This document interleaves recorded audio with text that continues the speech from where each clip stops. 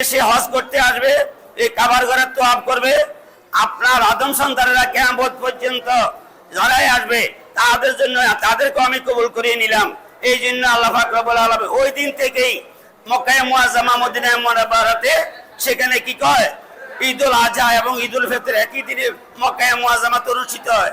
আমরা মুসলমান হিসাবে ওয়াতাসামু বিহাবলিল্লাহি জামিআ ওয়ালা তাফাররাকু ওই আয়াতে কারিমার অনুকূলে আমরা মুসলমান, মক্কার পশ্চিমে মুসলমান, হুবে মুসলমান, উত্তরে মুসলমান, দক্ষিণে মুসলমান, আমরা সেইখানে কোরআনের উপর বিশ্বাস করে আল্লাহর নবীর উপর বিশ্বাস করে তাদের সাথে সম্পৃক্ত রেখে কুল্লু মুসলিমিন এক হওয়া হিসাবে আমরা ওই মুসলমানের সাথে তালে তাল মিলিয়ে আমরা ঈদুল আজহা এবং ঈদুল ফিতর উদযাপন করি। এটা হচ্ছে আমার মূল ভিত্তি।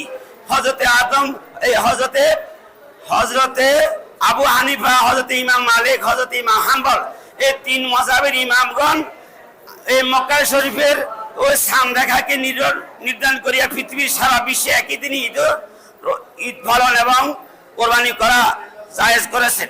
আমরা সেই অনুকূলে আমরা ওই মাসলাকের মানুষ, আমরা মুসলমান হিসাবে তাদের ওই কথার উপর বিশ্বাস করে আমরা ঈদুল আজহা এবং ঈদুল ফিতর উদযাপন করিয়ে থাকি।